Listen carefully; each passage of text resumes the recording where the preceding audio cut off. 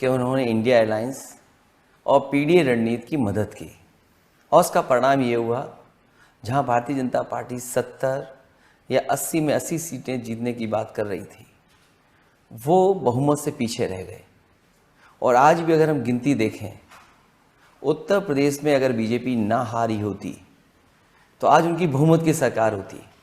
जितना India alliance ने हराया, समाजवादी पार्टी ने उनको हराया, वो सीटें अगर वो जीत गए होते तो बहुमत की सरकार होती। सही बात। तो उत्तर प्रदेश की जनता ने उन्हें रोका, और जो जनता चाहती थी वही मुद्दे उठाए, जो कॉन्स्टिट्यूंसी जिस प्रत्याशी को चाहती थी, हमारी कोशिश रही पार्टी के उसी तरह का प्रत्याशी उतारें। और परिणाम ये हुआ कि अगर हम वोट की गिनती के हिसाब से देखें तो जो प्रधानमंत्री जी 4 लाख 5 लाख के लगभग जीते थे, और उनके कार्यकर्ता इस चुनाव में कह रहे थे कि 10 लाख वोट से जीतेंगे। जीते ज़रूर हैं वो, लेकिन वोट से वो हारे हैं। इस तरह और भी उनके जो साथी थे, कई लोग, वो चुनाव नहीं जीत पाए, हार गए। देखिए, मैं समझता हूं कि जो आपका योगदान इसमें रहा वो बहुत ही महत्वपूर्ण था। इसलिए मैं कह रहा हूं कि मैं देख रहा था आपने टिकटें किस किस को दी। आपने अपने यादवों को केवल 5 को टिकट दी, आपने 32 ओबीसीज को टिकट दी, आपने 16 दलित्स को दी, आपने 10 अपर कास्ट को दी, आपने 4 अल्पसंख्यक मुसलमानों को दी। ये रणनीति आपने बनाई और इसका परिणाम हमने देखा। ये आपको कैसे सुलझा?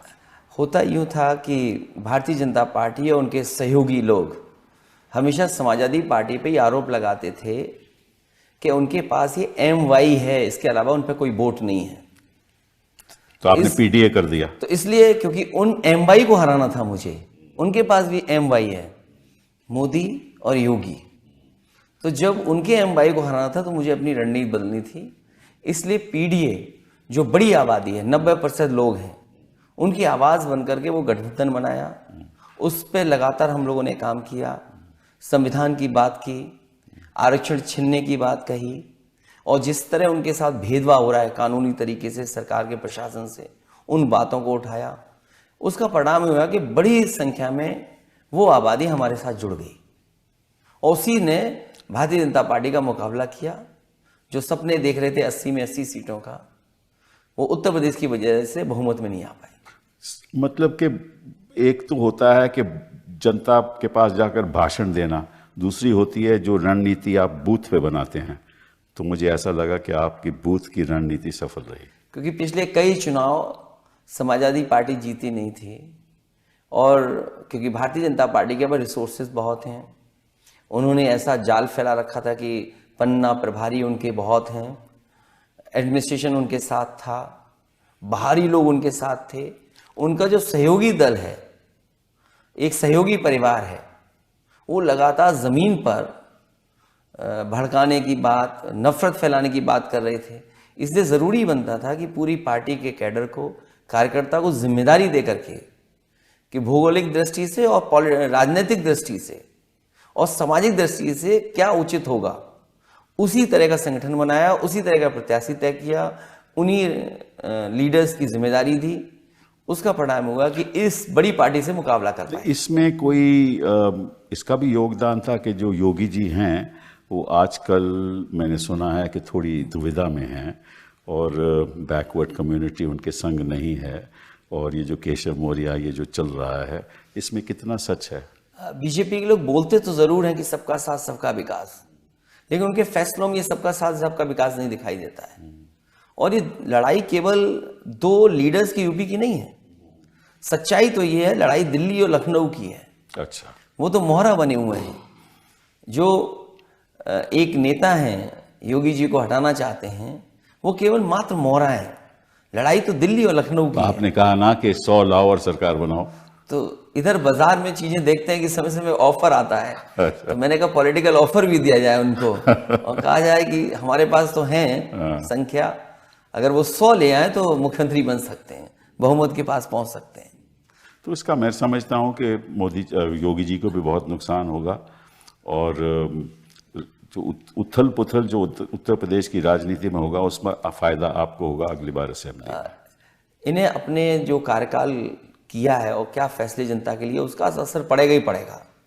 और ये जो दूरियां बन रही हैं आपस में उनके, और दूरियों की वजह से जो जनता की काम नहीं हो रहे हैं, ये कोई कुर्सी बचाने के लिए आज का जो फैसला, हाल में जो फैसला है लिया सरकार ने कि जो मुस्लिम लोग हैं वो अपनी तख्ती लगा लें, वो इसलिए लगाया उन्होंने क्योंकि वो अपनी कुर्सी बचाना चाहते हैं। वो कुर्सी बचाने के लिए उन्होंने ये फैसला लिया। जो कावड़िया की बात जो हो रही है, कावड़िया को, ये जो कावड़िया के लिए जाने वाले रास्ते पर, और खासकर उनकी नज़र थी कि मुस्लिम जो लोग हैं उनकी तख्ती लग जाए, वो रास्ता अपनाना इसलिए चाहते हैं वो इस तरह का क्योंकि उनके अंदर झगड़ा है, उस झगड़े को छिपाने के लिए ये सब फैसले लिए गए। पर वो कहते हैं कि अखिलेश जी आपके टाइम भी डायरेक्टिव तो आपने दिया था, ये कहते हैं। हाँ, नहीं ठीक बात है। क्योंकि वो उनके पास कागज होंगे, तो वो इसलिए नहीं था कि आप उससे नफरत फैलाएं। कोई भी चीज की जाती है तो रजिस्ट्रेशन होता है उसका। मान लीजिए हम अपनी गाड़ी पर ड्राइविंग लाइसेंस लगा के तो नहीं चलते हैं ना, नहीं आपने जब कोई मांगता है तो ड्राइविंग लाइसेंस दिखाते हैं। मैंने सुना है कि जो आपका जो डायरेक्टिव था वो ये था कि भाई अगर आप रेस्टोरेंट है, जो आपका लाइसेंस है वो लाइसेंस आप दिखाइए, दिखना चाहिए, और कोई आपका डायरेक्टिव नहीं था। नहीं बिल्कुल नहीं। बिल्कुल। तो मतलब कि ये भी एक, मैं समझता हूं कि फैला रहे हैं, गलत चीज फैला रहे हैं, इनकी आदत है। क्योंकि जब बैकफुट पे चले गए, जनता इस फैसले के पक्ष में नहीं है, चाहे वो हिंदू हो चाहे मुसलमान हो, क्योंकि कारोबार जोड़ता है हमें एक जगह पर। क्या पता कौन किसके साथ जुड़ा हुआ है कारोबार से। एक मुसलमान का रेस्टोरेंट है, उसमें सारे हिंदू काम करते हैं, ठीक बात है। तो अगर वहां जाके आप खाना नहीं खाओगे तो नुकसान किसको होगा? ठीक बात है। और इसी तरह बहुत सारे कारोबार हैं, दलित लोग हैं जो चलाते हैं, ठीक तो अगर वो कहने लगे कि हम इसके मालिक हैं तो उसका नतीजा क्या होगा, सब जानते हैं। तो ये सरकार समझ नहीं पा रही है, कारोबार लोगों को जोड़ती है, कारोबार लोगों के बीच में उठना बैठना बनाता है। बहुत दुख की एक बात कारोबार से हर तरह के लोग जुड़े रहते हैं। ये केवल कुर्सी, वोट, नफरत, इसलिए ये फैसला ले रहे हैं। बट नफरत तो ये पिछले 10 साल से चला रहे हैं, अब तो इनको पता चलना चाहिए कि नफरत की बात अब जनता मान नहीं रही। जनता समझ गई है कि ये तो भाषणों की सरकार है, ये काम करने वाले तो है ही नहीं। जब ये अयोध्या से हार गए तो इनको पता है कि सांप्रदायिक राजनीति अंत हो गया है। तो जो सांप्रदायिक राजनीति का जो दिया है वो फड़फड़ा रहा है। जैसे दिए आखिरी में बुझने से पहले रोशनी ज्यादा करता है, जी हाँ, हलचल ज्यादा मचाता है। बिल्कुल। तो सांप्रदायिक राजनीति खत्म हो रही है, इसलिए फड़फड़ा रहे हैं कि कोई फैसला ऐसा लें कि लोगों के दिल और दिमाग में वो बात जाए जिससे कि दूरियां बने। लेकिन ऐसा इस बार होने वाला नहीं है। लोग नौकरी चाहते हैं, काम चाहते हैं, तरक्की चाहते हैं, खुशहाली चाहते हैं, उसके बारे में भला हो, लोगों का जीवन बदले, उसके बारे में तो बात ही नहीं होती। उसके बारे में ये लोग कम सोचते हैं। केवल लोगों में दूरियां बन जाए उसके लिए ज्यादा ये विचार करते हैं। अच्छा, ये बताइए कि चुनाव के दौरान कितनी हद तक इन्होंने बूथ लेवल पे दखल अंदाजी दी की? ऐसे बहुत से उदाहरण हैं, मैं दे सकता हूं। और मुझे याद है जब रामपुर का बाई इलेक्शन हुआ था लोकसभा का, इलेक्शन कमीशन की कोशिश ये रहती है और प्रशासन की कोशिश हमेशा ये रही है कि लोग ज़्यादा से ज़्यादा लोग आएँ और वोट डालें आकर के। उत्तर प्रदेश में पहली बार देखा है कि शासन, प्रशासन और इलेक्शन कमीशन भी इस कोशिश में था कि लोग वोट डालने ना आए। और ये तरीका इन्होंने वहाँ अपनाया जहाँ वो जीत नहीं सकते थे या उनको लगता था कि वो हारने वाले हैं। संभल में किया इन्होंने, और कॉन्स्टिट्यूंसीज में किया, हमारी कॉन्स्टिट्यूंसी में किया। कन्नौज में भारतीय जनता पार्टी के जो नेता थे वो जा करके बूथ पर समाजवादी पार्टी के जो एजेंट्स थे उनको डरा धमका रहे थे और अपने लोगों को उत्साह पैदा कर रहे थे। तो मशीन से सुना है बटन भी दबाते हैं जब उनको कई जगह गए। और मैंने तो एक वीडियो डाला था जिसमें हालांकि इलेक्शन कमीशन ने कार्रवाई की, जो प्रिसाइडिंग ऑफिसर या जो उस पोलिंग बूथ पे जितने भी कर्मचारी थे वो सस्पेंड किए गए, कार्रवाई हुई उनके ऊपर। क्योंकि एक बीजेपी के नेता ने वहां पर उनके बच्चे ने वोट ही नहीं डाले बल्कि उसका वीडियो बनाकर, रील्स बनाकर के सोशल मीडिया पे डाला। तो वो जो 8 वोट डाले एक व्यक्ति ने, तो ऐसे तो और जगह भी किया होगा इन्होंने। तो मैं जब कन्नौज में चुनाव देख रहा था तो मैंने देखा कि भारतीय जनता पार्टी के लोग बूथ पे जाकर डिस्टर्ब कर रहे हैं, तो मजबूरी में मुझे निकलना पड़ा। तो तब जाकर के प्रशासन ने थोड़ी सख्ती की। तो इसका मतलब ये जो 240 भी इनके आए हैं, असलियत तो थोड़ी, बहुत सी जगह हैं। फर्रुखाबाद का इलेक्शन है, इतनी लाठी चली वहाँ और इतना दबाव बनाया प्रशासन ने। सुनने में आ रहा है कि वहाँ के जो जिलाधिकारी हैं उनके पास दिल्ली से और लखनऊ से फ़ोन गया और उसका परिणाम बदल दिया। मुझे याद है अलीगढ़ का जो हमारे पार्टी के प्रत्याशी हैं, उन्होंने पहले ही आरोप लगाया था प्रशासन पे, और ये आरोप लगाया था चुनाव से पहले कि मुझे हरा दिया जाएगा, और अंततः वही हुआ। पूरी जनता उनके साथ थी। आज भी वो कहते हैं कि उन्हें हराया गया। तो ऐसी बहुत सी जगह हैं जहां प्रशासन ने, और वोटिंग के दिन पर प्रशासन ने बीजेपी के कार्यकर्ताओं से मिलकर के काम किया। ये तो जाहिर है, कई ऐसे खबरें हमें भी मिल रही हैं। तो इसका मतलब यह है कि 240 तो इनको खैर दिखावे में तो 240 हैं, लेकिन असलियत इनकी उससे भी कहीं 30-40 और सीटें कम रही होंगी, क्योंकि वो जीत गए हैं आज, तो संख्या बता सकते हैं। लेकिन सच्चाई ये है, कुछ हमारे ऐसे भी साथी हैं जिनको सर्टिफिकेट नहीं मिला, लेकिन वो जीते हैं जनता की नजरों में। जी हाँ, जी हाँ। तो परिवर्तन होना चाहिए, सारे इलेक्शन की प्रतिक्रिया का परिवर्तन होना चाहिए। आप वो कहते हैं कि भाई ईवीएम से मैं बिल्कुल खिलाफ हूँ, हालांकि हम जीते भी फिर भी हम ईवीएम के खिलाफ हैं। तो किस किस्म का परिवर्तन होना चाहिए?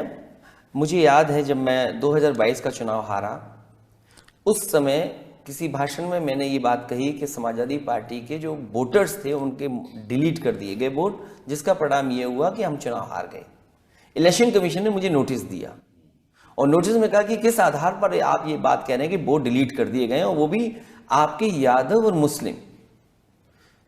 तो मैंने अपने वर्कर्स से मिलकर के और पार्टी के लीडर से मिलकर के एक सूची तैयार की, और जिन लोगों का वोट डिलीट कर दिया गया था, जिन्होंने वोट पहले डाला था, वोटर लिस्ट में नाम था, वाकायदा उनका एफिडेविट के साथ मैंने 18,000 ऐसे वोट जो समाजवादी पार्टी के वोटर थे, जिसमें कि यादव और मुस्लिम थे, उनको मैंने सूची इलेक्शन कमीशन को दी, और इलेक्शन कमीशन ने किसी पे कार्रवाई एक भी नहीं की, आज तक नहीं की, अभी तक कार्रवाई नहीं की। अगर एक भी आरओ सस्पेंड हो जाए या एक भी अधिकारी के खिलाफ कार्रवाई हो जाती, तो भविष्य में ये वोटर लिस्ट में जो जानबूझ करके वोट डिलीट किए जाते हैं वो नहीं को। वो देखिए, जनवरी पहली किसी भी साल में वोटर लिस्ट तय होता है जी, हाँ, 1 जनवरी कोई भी नया साल हो।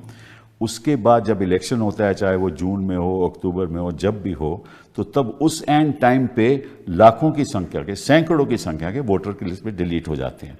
इनको पता चल जाता है कि किस किस जहाँ कौन सी गली है जहाँ इनके पक्ष में वोट नहीं मिलने वाला, उसी को वो डिलीट कर देते हैं। तो बेचारा जो वोटर है वो जाता है वहाँ और उनको देखता है कि भाई मेरा तो वोट ही नहीं है। तो ऐसे तो ये आम करते हैं, और चुनाव आयोग इसके बाद कोई कदम नहीं उठाता। मुझे याद है आजमगढ़ में, मुझे बाई इलेक्शन जब हुआ था आजमगढ़ का, तो उस समय क्या हुआ, लोगों को घर से नहीं निकलना दिया। ठीक बात है, प्रशासन इनके साथ, पुलिस इनके साथ मिली हुई, संभल में किया, इस बार संभल में किया, तभी लोग निकले और वोट डाले।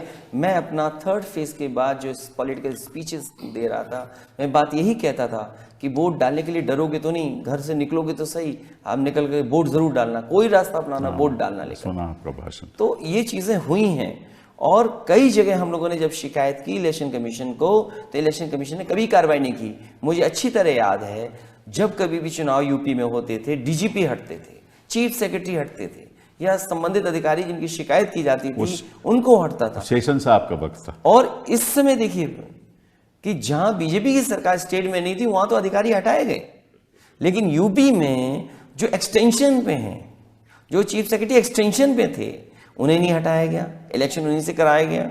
डीजीपी परमानेंट नहीं है, वो सरकार की मेहरबानी पर डीजीपी हैं, उनके खिलाफ कार्रवाई नहीं। मैं आपसे गंभीर सवाल पूछना चाहता हूं, अगर ऐसी बात है और हम सभी लोग चाहते हैं कि निष्पक्ष तरीके से इलेक्शन होना चाहिए, तो ऑपोजिशन के जो नेता हैं, दल हैं, वो इकट्ठा होकर चीफ इलेक्शन कमिश्नर के खिलाफ कार्रवाई क्यों नहीं करते? ये सच है कि इस तरह का कदम हम लोग को उठाना चाहिए, सब पॉलिटिकल पार्टीज को मिलकर के। आप इसमें पहल कीजिए ना। इस पर तैयारी करनी चाहिए, और इसलिए ज़रूरी है तैयारी कि कई बार लोगों को भरोसा नहीं है। जो बात पिछले सवाल में आपने पूछा था ईवीएम को लेकर, कई देश जो डेवलप्ड कंट्रीज हैं वहां भी नहीं, उनमें अनकॉन्स्टिट्यूशनल है। अगर ईवीएम आप इस्तेमाल जर्मनी के सुप्रीम कोर्ट, जर्मनी में वहां के सुप्रीम कोर्ट ने ये कहा है कि अगर ईवीएम का आप इस्तेमाल करते हैं तो अनकॉन्स्टिट्यूशनल है, और बहुत से जगह देशों में बैलेट से वोट पड़ रहा है, तो हमारे देश में क्यों नहीं? तो आप नेता लोग बैठिए और इस पे तय कीजिए कि क्या होना चाहिए, क्योंकि ऐसा तो होना नहीं हो सकता कि भाई इलेक्शन कमीशन शासन के साथ मिला हो और एक तरफिया काम हो रहा हो। तो उससे तो इलेक्शन फेयर नहीं हो सकता है, और फिर ट्रांसपेरेंसी कैसे आएगी? लोग जान रहे हैं कि वोट किसको दे रहे हैं, उससे दुश्मनियां बढ़ रही हैं। चलिए, ये तो हो गई उत्तर प्रदेश की बात। अब देखते हैं ट्रांसपेरेंसी पार्लियामेंट में क्या हो रहा है। यहाँ भी ट्रांसपेरेंसी है। आपके स्पीकर लोग, आपके चेयरमैन साहब माइक बंद कर देते हैं, बोलने नहीं देते, इंटरप्ट करते हैं। आप लोग क्या कर रहे हो? ये सवाल उठा था और उठेगा, और हमारी कोशिश होगी कि स्पीकर साहब से निवेदन करेंगे कि किसी भी लीडर का माइक बंद नहीं हो, क्योंकि वहाँ बोलने आ रहे हैं, अपनी बात कहने आ रहे हैं। अगर लोकसभा में नहीं बोलेंगे जनता की बात, तो कहाँ बोलेंगे? ये एक संवैधानिक सवाल है। आर्टिकल 105 ऑफ द कॉन्स्टिट्यूशन कहता है कि किसी भी सांसद को बोलने का पार्लियामेंट में हक है। ये उसका हक है जी, subject to rules, subject to procedure. अब हमारा लोकसभा का प्रोसीजर या राज्यसभा का प्रोसीजर, उसमें कहीं नहीं लिखा हुआ कि किसी का माइक बंद हो सकता है, कहीं नहीं लिखा हुआ। ये भी कहीं नहीं लिखा हुआ कि इंटरप्ट करना चाहिए, चेयरमैन साहब को या स्पीकर साहब को इंटरप्ट करना चाहिए। ये भी नहीं लिखा हुआ कि अगर विपक्ष प्रोटेस्ट कर रहा है तो उसको जनता को नहीं दिखा सकते आप, ये भी नहीं लिखा हुआ। तो ये चीजें अगर स्पीकर साहब कहते हैं हम नहीं करते, तो इसका मतलब कोई अधिकारी कर रहा है। जो अधिकारी कर रहा है वो संविधान का उल्लंघन कर रहा है। तो ये नेता लोग, विपक्ष के लोग क्यों नहीं ये बात उठाते? हम लोग तो ये जानना चाहेंगे उस अधिकारी को निर्देश कौन दे रहा है। वो तो ऑब्वियस है, वो तो ऑब्वियस है। तो इसका मतलब ये हुआ कि सरकार ही निर्देश दे रही है। बिल्कुल। तो बहुत जल्दी, क्योंकि पिछली बार भी बात सवाल उठा था और सदन बहुत दिन नहीं चला पिछली बार। आज पहला दिन था बजट का, कल बजट पेश होगा। ये बात अगर आएगी तो हम सब मिल करके आवाज़ उठाएंगे कि किसी भी सांसद का माइक बंद नहीं हो। हम यहाँ बोलने आते हैं, हमारा अधिकार बनता है कि हम अपनी बात कहें। मैं आपको सुझाव दूंगा, अगर आप आवाज़ उठाएंगे तो मुझे मालूम है उसका निर्णय क्या होगा। और अगर वही निर्णय होगा जो मैं समझता हूं, तो निश्चित रूप से आपको पार्लियामेंट में सुप्रीम कोर्ट जाना चाहिए, क्योंकि ये आपका संवैधानिक हक है। देखिए, आपको याद होगा कि एक ऐसा वक्त होता था जब दूरदर्शन केवल क्रिकेट मैच दिखा सकता था, कोई और दिखा नहीं सकता था। फिर 1990-91 में मुझे याद है एक फैसला आया सुप्रीम कोर्ट का कि आम जनता का हक है देखने का क्रिकेट मैच को। ये part of freedom of expression है, ठीक है ना? तो जो भी कार्रवाई पार्लियामेंट में हो रही है, that is part of freedom of expression of the people of this country. ठीक बात। जनता का, उनका ये राइट है and part of their freedom, because they want to know कि भाई पार्लियामेंट में क्या हो रहा है। तो उस राइट का उल्लंघन हो रहा है अगर आपका माइक बंद हो जाए या आपको दिखाया ना जाए। ठीक, इस पे हम पॉलिटिकल पार्टी के लीडर्स बातचीत करेंगे। अगर इतना आगे कदम बढ़ाना पड़ेगा तो उसके लिए भी हम लोग बढ़ेंगे। बहुत बढ़िया बात है, ये बहुत ही अहम बात है कि ज़रूरी भी है। और ख़ास तौर पे क्योंकि इस स्तर पे पहुंच गई है राजनीति, इतना तनाव हो गया है देश में कि केवल करवाहट के, केवल एक दूसरे पे आरोप लगाना, देश की जनता के सामने जो चुनौतियां हैं, जो चुनौती किसानों की चुनौती है, बेरोजगारी की चुनौती है, इस पे तो कोई ध्यान ही नहीं दे रहा। और जिस तरह से नीट में हो रहा है, मैंने तो हमारी पहली बार इतिहास में ऐसा हुआ है। और नीट के बारे में सुप्रीम कोर्ट रोज के रोज, सुप्रीम कोर्ट बेचारी क्या कर सकती है? सुप्रीम कोर्ट को तो इतना ये तो यही कदम उठाएंगे ना ठीक करने के लिए, लेकिन हर न्यूज पेपर, हर पेपर का लीक हो रहा है। तो इसमें भी विपक्ष क्या करने वाला है? नहीं, हम लोगों ने तो कहा सदन में आज कि नीट का, केवल नीट का रिकॉर्ड नहीं है जो रिकॉर्ड बनाया इन्होंने, ये पेपर लीक का रिकॉर्ड बना रहे हैं सरकार के लोग। कोई रिकॉर्ड बनाए या ना बनाए, पेपर लीक सबसे ज्यादा है। और नीट इसलिए हुआ है कि कहीं ना कहीं इनके अपने लोग उसमें शामिल हैं। जो एग्जामिनेशन सेंटर्स थे या जो रिजल्ट सुप्रीम कोर्ट के माध्यम से हम लोगों की जानकारी में आ रहा है कि अगर 30,000 सीटें हैं सरकारी, और कुछ ही सेंटरों से अगर वो 30,000 सीटें भर दी जाएंगी, और वो दिख रहा है कि 600 या 650 या आउट मार्क्स जहां आ रहे हैं, वो सेंटर्स कहां के हैं? सीकर का पता लग रहा है कि 2000 से ज्यादा एक ही जगह बच्चे पास हो गए, जिनको इतने बड़े पैमाने पर सरकारी फिर डॉक्टर बन जाएंगे, वो फिर डॉक्टर बन जाएंगे। तो वही हमारी जान से खिलवाड़ कर रही है सरकार। कम से कम सरकार को इससे हमारी जान से खिलवाड़ ना करे, लोगों की जान से खिलवाड़ कर रही है सरकार। नहीं, बहुत ही गंभीर मामला है, बहुत ही ज्यादा। और लोग पकड़े जा रहे हैं, सीबीआई ने पकड़ा है। तो अगर सरकार को किस बात से ये रोकने की प्रयास करेगी, परीक्षा क्यों नहीं कैंसिल कर रहे हैं? सुनने में तो ये आता है कि कुछ जो अधिकारी एनटीए के जो चेयरमैन थे, उनके संबंध बीजेपी और बीजेपी के परिवार के लोगों के साथ बहुत खासम खास रहे हैं। यानी ये तो बात बहुत ही ज़्यादा गंभीर है, और ख़ास तौर पे देश में स्वास्थ्य की ऐसी दिशा हो जाए कि जिस डॉक्टर के पास मेरिट ही नहीं है वो आपका इलाज करने जाए तो क्या होगा। जान से खिलवाड़ करना सरकार की नीयत नहीं होनी चाहिए। अच्छा, आप ये बताइए, ये तो बात खैर हमने देखा कि पार्लियामेंट में क्या हो रहा है, क्या अभी कुछ दिन के बाद पता चलेगा बजट सेशन किस तरह से आगे बढ़ता है, लेकिन ये बताइए कि इंडिया अलायंस की जब हम बात करते हैं तो इकट्ठा होकर कौन से आपने फैसले लिए। मैं समझता हूँ कि अगर इलेक्शन का परिणाम देखा जाए तो बंगाल में ममता जी जीती और उत्तर प्रदेश में आपकी वजह से जीते, और महाराष्ट्र में वो उद्धव जी और शरद उनकी वजह से जीते, और केरला में तो खैर कोई बात ही नहीं है। तो जहाँ जहाँ भी जीत हुई है आपकी इंडिया अलायंस की, वो एक्चुअली प्रदेश के लेवल पे जीत हुई है, उसमें इंडिया अलायंस का ज़्यादा कोई योगदान रहा नहीं मेरे हिसाब से। मैं गलत भी हो सकता हूँ। इंडिया अलायंस जब बना था, और मुझे याद है जब नीतीश कुमार जी ने बनाया था, तो नीतीश कुमार जी ने यही पक्ष रखा था कि रीजनल पार्टीज जो जहाँ जितनी मजबूत हैं उनको फ्री हैंड दिया जाए और उनके माध्यम से जो और दूसरे दल हैं वो चुनाव लड़ें। और वो जब रिजल्ट आया तो वो दिख रहा है जो कभी नीतीश कुमार जी ने कहा था। जी हाँ, यही बात मैं चर्चा नीतीश कुमार जहाँ से इंडियन अलायंस बना था। जी हाँ, इंडियन अलायंस का एक एडवांटेज जो हम लोगों को मिला वो ये था कि नेशनल नैरेटिव एक बन गया। जी हाँ, कि जो नेशनल लेवल पर बीजेपी का कोई मुकाबला कर सकता है तो वो एक इंडियन अलायंस है। लेकिन इंडियन अलायंस के अंदर जो रीजनल पार्टीज थीं, जो जिस प्रदेश में था उसने अपने हिसाब से परिस्थितियां समझी, उस हिसाब से जो लड़ाई लड़ी, उसका परिणाम है कि बीजेपी को रोका जा सका। बिल्कुल बिल्कुल सही। वो आदरणीय ममता जी ने जो बंगाल में लड़ाई सीधी लड़ी, बिहार में हम थोड़ा चूक गए, दिल्ली में हम थोड़ा पीछे रह गए। जहां हमें उम्मीद थी कि मध्य प्रदेश में अच्छा होगा इंडिया अलायंस, या तेलंगाना में बहुत अच्छा होगा, कर्नाटका में बहुत अच्छा होगा। जहां तो 1-to-1 रहा, देखिए ना, जहां देखिए आप कोई भी प्रदेश में 1-to-1 जहां फाइट हुई, गुजरात में 1-to-1 फाइट हुई, मध्य प्रदेश में 1-to-1 फाइट हुई, वहां अलायंस का कोई जोर ही नहीं रहा, क्योंकि वो तो कांग्रेस वर्सेस बीजेपी था। तो कहने का मतलब ये है कि जो आपकी प्रदेश की पार्टियां हैं उनकी वजह से आज विपक्ष की इतनी सीटें आई हैं, लेकिन जो इंडिया अलायंस का एक ढांचा बनना चाहिए, मैं समझता हूं वो आज तक नहीं बना।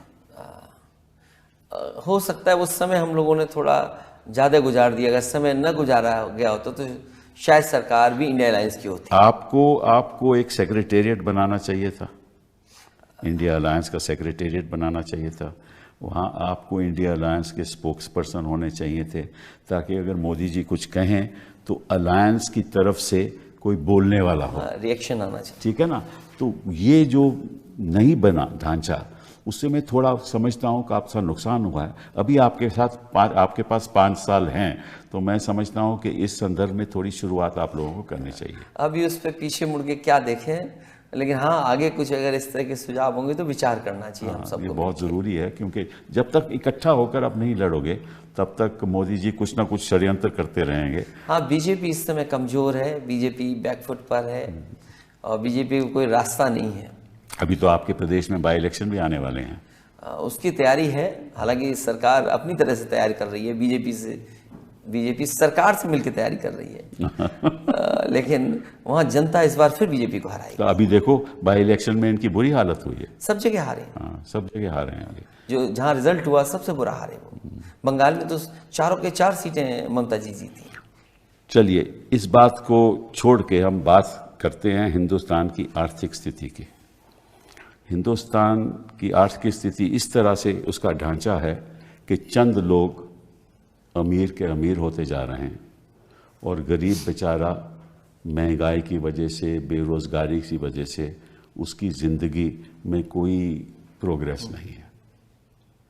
तो और विपक्ष का क्या सोच है इसके बारे में? हालांकि जो अभी तक इनके बजट देखे हैं और सरकार के जो फैसले हैं वो अमीर को अमीर बना रहे हैं, गरीब को गरीब बना रहे हैं। कहने को तो उन्होंने कहा कि किसानों की आय दोगुनी होगी, लेकिन किसान जब अपना हिसाब किताब ठीक से लगाता है तो किसान के साथ भी और खेती बाड़ी के साथ भी इन्होंने खिलवाड़ की है। और जिस देश में किसान के साथ खिलवाड़ शुरू होगी, वो देश की अर्थव्यवस्था कैसे बेहतर होगी। जो सबसे नीचे हमारे पायदान पे हैं लोग, उनका जीवन क्या बदला है इन्होंने। कहने को सरकार ये कहती है कि हम 5th लार्जेस्ट इकोनॉमी हैं और 3rd लार्जेस्ट इकोनॉमी बन जाएंगे, लेकिन हमारे पर कैपिटा इनकम क्या है। और अगर हम पर कैपिटा इनकम देश की मान लें जो है हमारे लोगों की, ब्रिक्स कंट्रीज में से लास्ट हैं हम, अगर हम लास्ट हैं तब भी है, तो फिर हम राशन देकर के कैसे हम लोगों को जीवन यापन करने दे रहे हैं। सही बात है, सही बात। तो आपकी एक तरफ पर कैपिटा इनकम है, दूसरी तरफ आप कहते हैं हम इतने लोगों को राशन दे रहे हैं, उनका जीवन चलवा रहे हैं। $2000 है भाई तो साहब। आप कंफ्यूज हैं कि आप अर्थव्यवस्था के साथ क्या चाहते हैं। और फिर अगर 5th लार्जेस्ट इकोनॉमी है आपकी, इतने बड़े पैमाने पे बेरोजगार कैसे हैं नौजवान, नौकरी नहीं है, रोजगार नहीं, और फिर आप नौकरी कौन सी दे रहे हैं। आप बड़ा पढ़ा लिखा लड़का आपका डिलीवरी बॉय बन गया। उत्तर प्रदेश में भाई साहब 47 लाख लोगों ने अप्लाई किया 60,000 इंस्पेक्टर की नौकरियों के लिए। ठीक है, 47 लाख मैंने खुद देखा। और वो पेपर जो लीक हुआ था, और अगर रिजल्ट आ गया होता, हो सकता था कि 2 लाख बच्चों को 100 में से 100 नंबर मिले होते। तो ये सरकार नौकरी कहां से देती। सही बात। तो अगर आपके इतने बच्चों ने पेपर लिखा, पेपर लीक हुआ और 2 लाख बच्चों को 100 नंबर आ गए होते, तो परीक्षा कहां देते। इसलिए उन्होंने उस परीक्षा को रद्द किया। और अभी हाल में ही एयर इंडिया की जो नौकरी निकली मुंबई में, हाँ उधर देखो 26 26 भगदड़ जिसमें 800 लोडर की नौकरी थी। सही बात है। तो अगर हम 5th लार्जेस्ट इकोनॉमी की बात कर रहे हैं, मेक इन इंडिया की बात कर रहे हैं, डिजिटल इंडिया की बात कर रहे हैं, स्मार्ट सिटी बनाने की बात कर रहे हैं, किसानों की आय दोगुनी की बात कर रहे हैं, हम इन्वेस्टमेंट की बात कर रहे हैं, हम G20 में इन्वेस्टमेंट और दुनिया में दिखाने की कोशिश कर रहे थे कि हम ये तरक्की की है, तो वो है कहाँ, जमीन पे तो नहीं दिखता है। नहीं, सभी चीज तो आसमान पे हो रही है ना, भाषण भी आसमानी है, सब कुछ खोखला है इनका। और अगर $5 ट्रिलियन की इकोनॉमी बनाना चाहते हैं दिल्ली वाले, तो यूपी वाले हमारे कहाँ पीछे हैं, क्योंकि प्रधानमंत्री वहीं से चुन करके आते हैं। वो कहते हैं कि हम $1 ट्रिलियन की इकोनॉमी बनाएंगे। जो इकोनॉमी 25 लाख करोड़ की अभी बनी है और उन्हें 80 लाख करोड़ तक पहुंचाना है, तो कैसे पहुंचाएंगे। क्या दिल्ली की सरकार मदद कर रही है। और मैंने भी कुछ दिन पहले हाउस में प्रधानमंत्री जी ने जो गांव गोद लिए थे, उनके बारे में मैंने कहा कि अगर प्रधानमंत्री जी के लिए हुए गोद गांव की तस्वीर अगर नहीं बदली है, तो देश के गांव की किस गांव की तस्वीर बदली होगी। बट बिजनेसमैन जिनको इन्होंने गोद लिया उनकी तो तस्वीर बदल गई। लेकिन ये सरकार ऐसी भी है, कब किसको गोद में लेगी, कब किसको अनाथ छोड़ देगी। सही बात। तो बहुत जल्दी अनाथ भी छोड़ देती है सरकार। ये बात तो सही है, ये बात तो सही है। तो गांव की जो अर्थव्यवस्था है वो बेहतर नहीं की, स्मार्ट सिटी का सपना दिखाया।